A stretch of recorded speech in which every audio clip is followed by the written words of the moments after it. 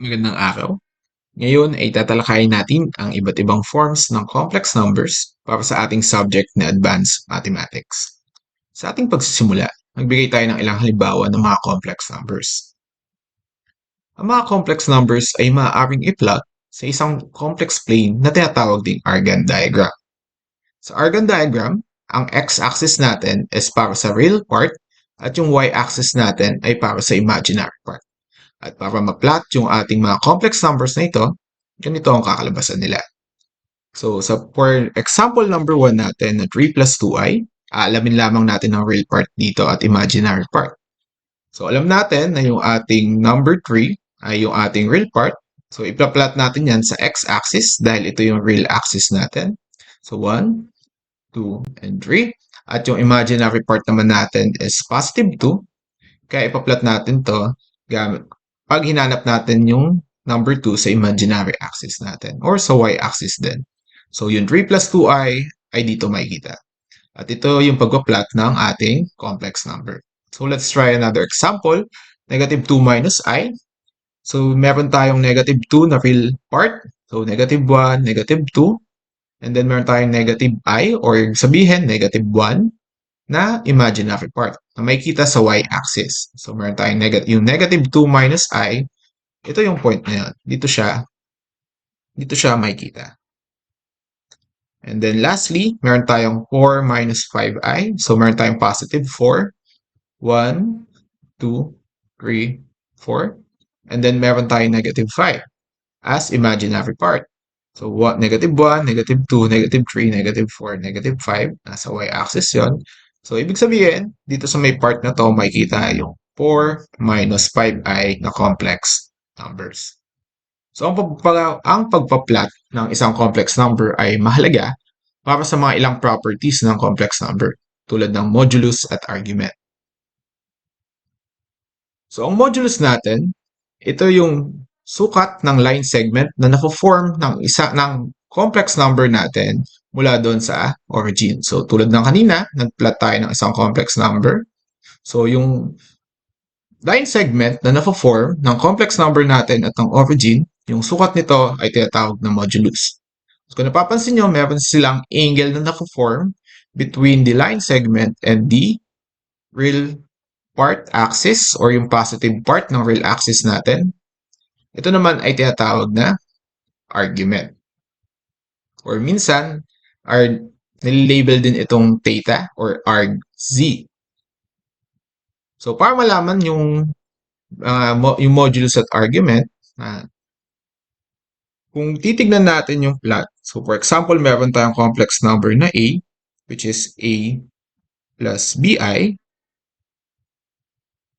So, alam natin na yung part na to, ito yung sukat ng b natin. At ito naman yung part na sukat ng a. So, tulad ng sinabi ko kanina, ang modulus ay yung sukat ng complex number natin. So, ito yon at ng origin natin. So, ito yung sukat na yon.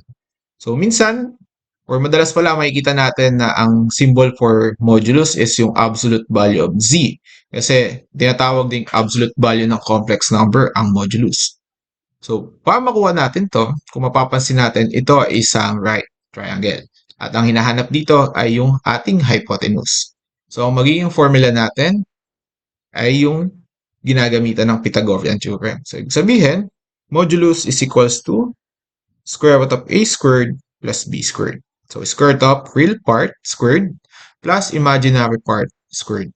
For our argument naman, so para mahanap yung angle natin, ito yun. So, kailangan lang natin gumamit ng trigonometric functions. So, alam natin meron tayong isang adjacent side at meron tayong opposite side. So, gamit yung SOHCAHTOA, so gagamit tayo ng tangent angle, which is equals to opposite. Ang opposite ng angle natin is yung B. So, meron tayong B over A. Kaya, for our argument, it is equal to arctan B over A. Ayan. So, minsan, instead of argz, angle din yung pwede natin gamitin dito or yung theta. So, let's try to solve an example. So, meron tayong complex number na 1 plus I. So, dito alam natin na yung kanyang A is equals to 1 at yung kanyang B is also positive 1. So, ibig sabihin, pag sinubstitute natin sa formula, square root of 1 squared plus 1 squared is equals to square root of 2 lang. So, yung ating sukat ng modulus or yung ating absolute value ng complex number na 1 plus I is equal to square root of 2. And then, try naman nating isolve yung kanyang argument or yung kanyang angle. So, dito, ito ay magiging equal sa tan arctan, then B over A is equal to 1 over 1. So, ang angle na form ay 45 degrees. Kaya naman, kung radians yung unit natin is pi over 4. And so, mahalaga pala na mabalikan yung iba't ibang degree or iba't ibang unit ng ating angle. So, ang pinakamalaga is yung degrees at yung ating in terms of radians. So, punta tayo ngayon sa ating lesson. Doon sa ating forms of complex number. So, alam natin, yung pinakasikat na form is yung mga nasa example natin kanina. Ito ay tinatawag na rectangular form, which is Z is equals to A plus JB. So nga pala, yung ating imaginary unit na I, minsan may kita nyo sa ibang reference, ang gamit naman nilang letter is letter J. Pero parehas lang yan. So ito din ay equal din sa A plus B I. At meron tayong iba't ibang form na kung saan instead na A tsaka B yung ginagamit, ay gumagamit ng radius at ng angle. So meron tayong trigonometric form, polar form, at exponential form. At kung papansin nyo, pare-pareha silang merong R. Ito ay nagper-pertain sa radius. At meron naman tayong angle na makikita sa kanya-kanya nilang form. So minsan, yung trigonometric at polar form, may mga reference na parehas lamang yung tinutukoy dito. So, ibig sabihin, pag may nakitang cos or sign, minsan ini-indicate din siya as polar form. Pero may mga reference na kung saan pinapakita na magkahiwalay yung trigonometric form and then yung polar form at exponential form. So, pero paano ba natin, or ano ba yung tinutukoy na radius at angle dito? Yan. So, for example, meron tayong complex number na z. So, meron tayong a plus bi. So, kanina, tinuro natin yung pag-compute ng modulus at ng argument. So, yung tinutukoy pala dito na radius, kung napapansin nyo, meron tayong, pag tinuloy natin yung lines na to, ay makaka-form ng, or yung mga curved lines, makaka-form tayo ng isang circle. So, isang circle is meron tayong isang radius. At yung radius na to ay ito. And so, meron tayong tinatawag, or kung napapansin nyo, ito din yung modulus na kinocompute natin kanina, or yung kanyang absolute value. So, yung R pala na ito, na radius natin for trigonometric, polar, and exponential form, ito din pala yung modulus na kinocompute natin kanina. At yung angle na nafo-form na yon is yung ating argument naman. Kaya sa pagko-convert ng iba't ibang form, kung alam natin manguha ng modulus at kung alam natin manguha ng argument, makakapag-convert tayo ng rectangular form to trigonometric form. So let's try to have an example. So express daw natin yung ating complex number na square root of 3 plus I in polar form. Pero try na din natin na iba't ibang form yung ipapakita natin. So ito ay isang rectangular form. Ibig sabihin, siya ay A plus BI or A plus JB. So yung A natin na dito is equal to square root of 3 at yung B naman ay equal sa 1. So ngayon, tulad ng in-explain natin kanina, kailangan lamang natin mahanap yung radius at yung angle or yung ating argument. At alam naman natin na yung formula dyan dahil ito ay na-discuss lang kanina lang. So meron tayong radius na equal sa square root of 3 squared plus 1 squared. So ito ay magiging square root of 4. So radius tayo na positive 2. And then meron naman tayong argument na maaaring makuha gamit yung tangent angle. So B over A. So meron tayong angle is equal to tangent negative 1, 1 over square root of 3. So ito din ay equal sa 30 degrees. Or equal din sa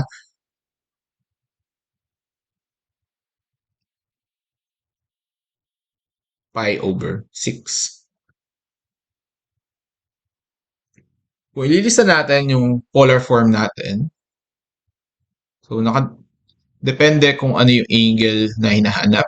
Pero commonly, in terms of radian yung ginagamit natin. Pero kung ang nasa may tanong natin or sa mga questions na maaaring ibigay sa atin na in terms of degrees, maaari din siyang gamitin. So meron tayong z is equal to 2. Then yung angle natin is 30 degrees or pi over 6. And kung trigonometric naman yan, then meron tayong z is equal to 2 cosine pi over 6 plus 2i sine o pi over 6.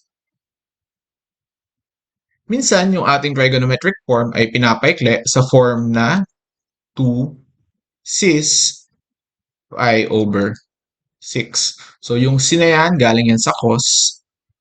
At yung is naman is galing dito. So, imaginary unit natin at sa sine. So, ito yung mga ilan sa pagpapaikli ng ating trigonometric form. And then, syempre, yung ating exponential form. So, meron tayong z is equal to 2 e raised to pi over 6 i. So, ganun lang naman kasimple yung pag-convert ng rectangular form into other forms. So, ibig sabihin, kailangan lang natin mahanap yung r gamit yung Pythagorean theorem or yung gamit din yung formula sa pagkuha ng modulus at kailangan lang natin mahanap yung angle natin o yung ating argument. So, try naman natin kung baliktad yung magiging situation. So, mula dito, meron tayong exponential form, 5e raised to 2 pi over 3i. Hahanapin natin yung rectangular form. So, alam natin, sa ganitong form, makikita agad natin na yung nasa coefficient ng ating e is yung ating radius, which is equal sa 5. At yung angle naman natin is yung exponent ng ating Euler's number na 2 pi over 3. So, ito yung katabi ng imaginary unit sa exponent. So, ito. So, meron na tayong r tsaka angle. So, kung napapansin nyo, ang gagawin ko muna is ko-convert ko to sa trigonometric para maipakita natin yung form. So, meron tayong z is equal to 5 cosine 2 pi over 3 plus 5 sine 2 pi over 3 multiplied by imaginary unit. So kung napapansin nyo, yung ating rectangular form at yung ating trigonometric form halos magkamukha. Pero instead of a plus b, meron tayong 5 cosine 2 pi over 3 plus 5 sine 2 pi over 3. So ibig sabihin siguro, pag tinapat natin yan sa ating rectangular form, so a plus b i. So yung part na to, sa unahan, nakatabi ng cosine natin, or yung buong term na to na merong cosine, ito din yung maging equal sa real part natin. At yung meron namang sine function, ito naman yung maging equal sa b natin. So para mahanap yung ating rectangular form, so meron tayong a is equal to 5 cosine 2 pi over 3. At meron tayong b na equal sa 5 sine 2 pi over 3. So, ang 5 cosine,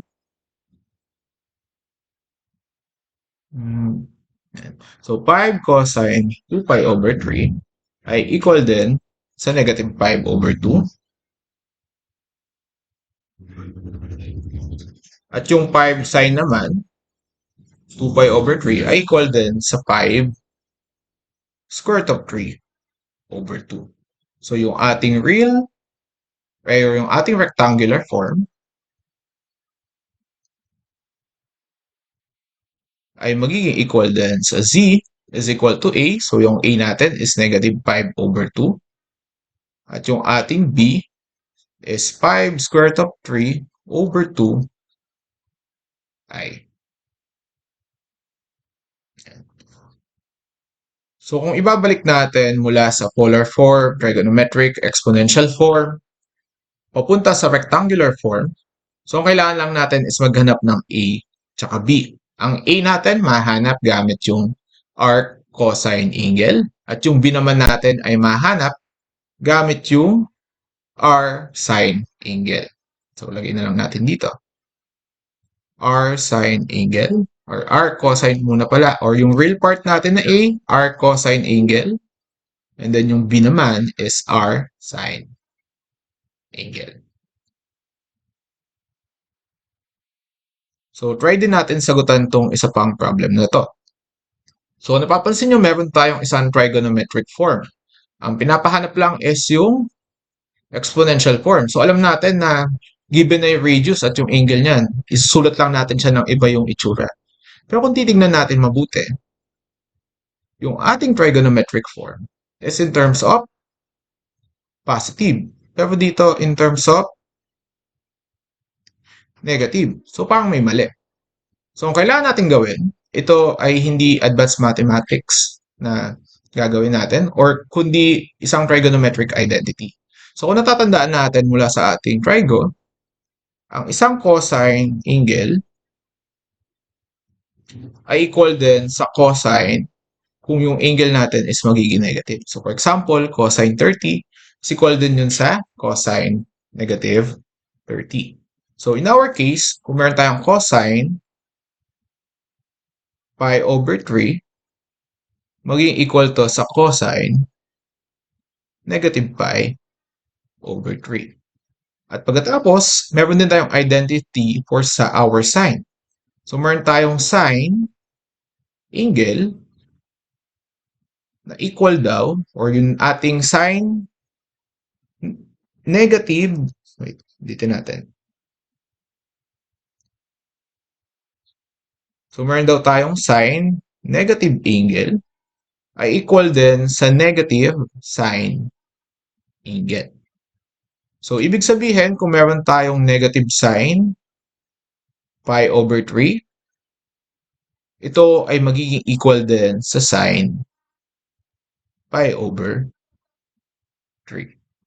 So ibig sabihin, pwede kong palitan ng konti yung ating given. So yung trigonometric form, pwede ko ring i-express as z is equals to, meron tayong radius na 4. Pagkatapos, meron tayong cosine negative pi over 3. Then, makikita natin magiging positive to. So, nalimutan ko pala yung negative dito kanina. And so, sa positive ay sine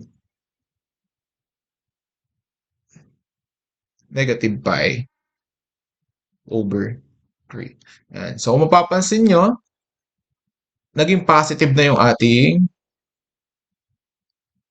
sine.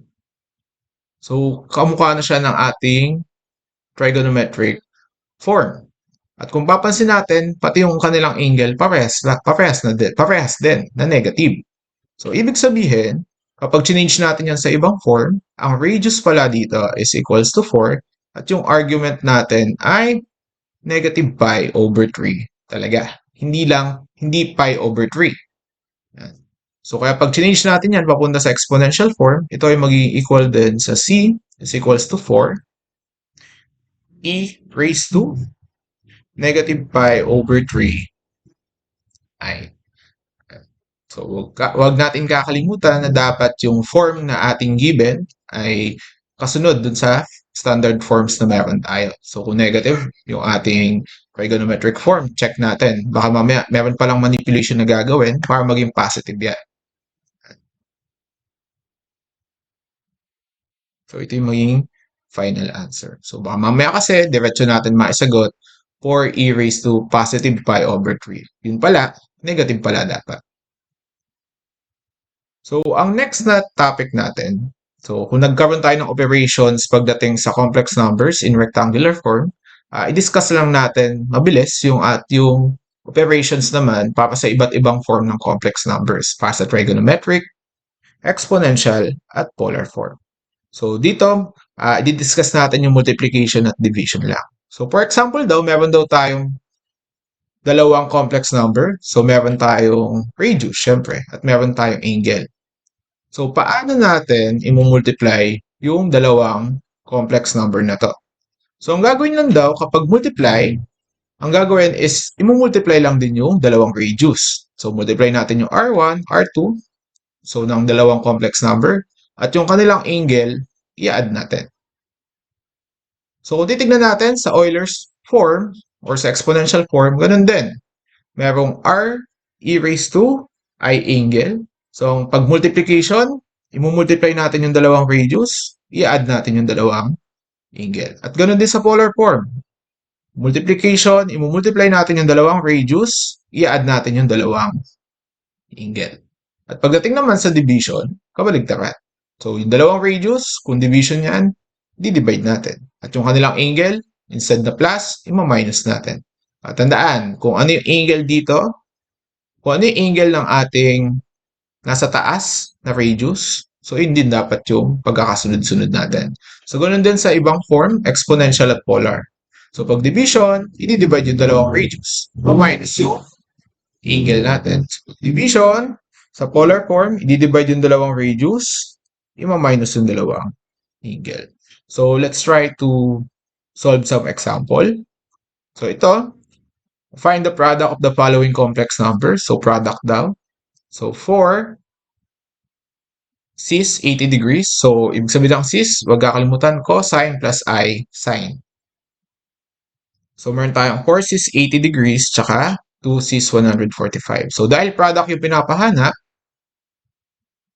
so yung Z1 multiplied by Z2, so ano daw yung ang gagawin natin? So, kapag multiplication, imumultiply ang dalawang radius. So, meron tayong 4 times 2, 8. And then yung ating angle, i-add lang. So, meron tayong 4 cis 80 plus 145, which is equal sa 225. So, ito na yung ating product. So, ganun lang siya, kasimple. So, pag pinahaba ko ng konti yung form, 8 cosine plus 225 plus I sine 5. 8 pala. So, ito yung ating product ng dalawang complex number na yan. So, simple lang. Kapag product ng polar form or trigonometric, Euler's form, so ang gagawin lang, pag product, multiply yung radius, yung angle, i-add. Pag division, di-divide yung dalawang radius, ima-minus yung dalawang angle. So, isa pang example. So, ito naman medyo mas mahaba ng konti, pero same concept lang din naman. So, meron daw tayo tatlong polar form na complex number. So, ang gagawin dito, so tulad ng ginawa natin kanina, yung nasa may numerator natin, mapapansin nyo, sila ay product. So, imumultiply natin muna yung dalawa na to. Tapos, i-divide natin sila sa denominator. So, kapag multiply ulit, i-multiply natin yung radius muna. So, kung meron tayong 3, ang radius natin dito, then 4 yung radius sa kabila, i-multiply sila. Ang magiging sagot ay 3 times 4, 12. And then yung angle naman, anong gagawin? Kapag multiplication, ito ay i-add. So, 40 plus 50, so meron tayong 90. And then, meron tayong natitira na division process. So, pag division naman, ang angle or ang ating radius, i-divide lang natin. So, 12 divided by 2, magiging 6. And then, yung para sa angle natin, 6, yung angle natin, Kapag division, ima-minus lang. So, 90 minus 30, 60. So, 6 angle 60. So, kaya lang ang hinahanap dito sa may problem na to, rectangular form. So, ang gagawin lang natin, convert natin to sa rectangular form. So, huwag kakalimutan, for rectangular form, z is equals to a plus bi. Ang a, makukuha siya gamit yung 6 cosine 60. At yung b, makukuha gamit yung 6 sine 60. So, computein lang natin sila saglit. So, ang 6 cosine 60 ay equal din sa 3. Ang 6 sine 60 naman ay equal sa 3 square root of 3. So, ang ating sagot sa operation na to is 3 plus 3 square root of 3 ay. Ito yung ating rectangular form. So, ganun yung process ng multiplication at division. So, para sa ating huling example, so let's try to answer this. So, meron tayong 1 plus I na complex number. Naka-raise siya sa 5. And so, kung medyo may time tayo, syempre, i-expand lang natin siya gamit yung multiplication process ng rectangular form. Pero kung halimbawang mas mataas pa yung exponent, hindi lang 5, so hindi na practical yung pag mano-mano na i-multiply natin yan. So, ang pwede natin gawin or yung isang technique na pwede nyo gawin ay i-convert muna yung 1 plus I sa ibang form. Kasi meron tayong rectangular form ng A plus BI. So, gagawin ko, so di ba ang form natin is 1 plus I. So, meron tayong A na equal sa 1, B na equal sa 1. So, yung radius, makompute ulit natin gamit yung A squared plus B squared. So, square root of 1 squared plus 1 squared ay equal din sa square root of 2. At yung ating angle, so arctan A over B. So, equal yon sa 1 arctan 1 or equal din sa 45 degrees.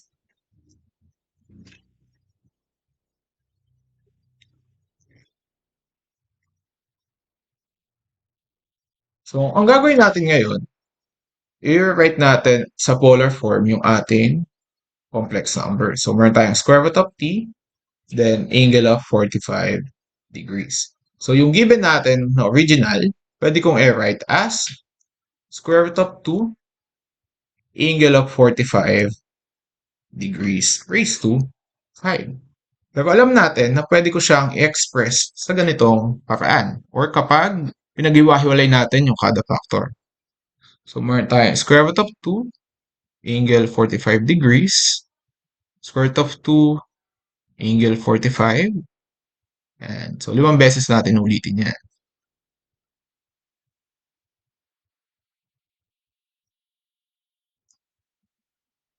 Yan. So, hindi nagkasya.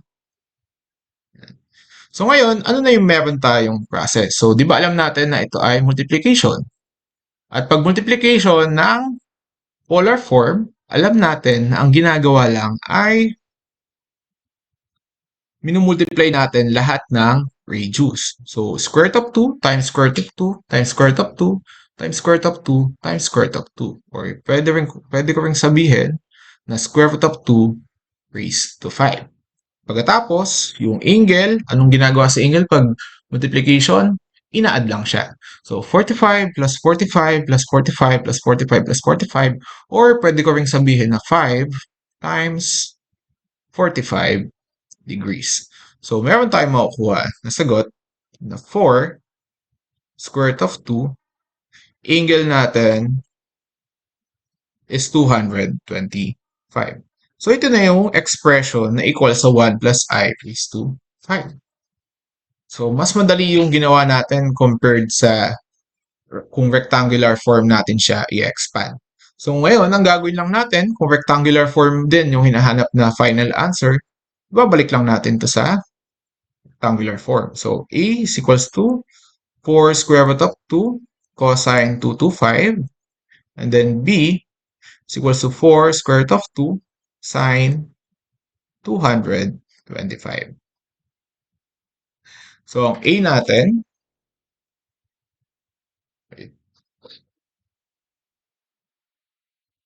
ay equal sa negative 4 at yung ating B ay equal din sa negative 4.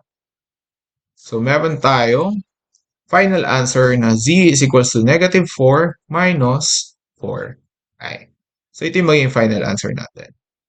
So, ibig sabihin pala, kapag meron tayong mga problem na kung saan naka-raise yung ating complex number sa isang mataas na exponent tulad ng 5 or mas malaki pa dyan, pwede natin gawin ay i-convert natin ito sa polar form and then mag-perform tayo ng operation sa polar form. O kaya naman, pwede tayong gumawa ng formula na kung saan yung radius natin ay nire-raise kung ano yung exponent. So, r raised to n, kung n man yung exponent. So, ito yun.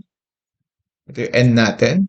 And then, yung angle natin is multiply sa n din. So, n multiplied by angle. So, ito yung magiging paraan natin para mas mapabilis yung paghanap ng sagot.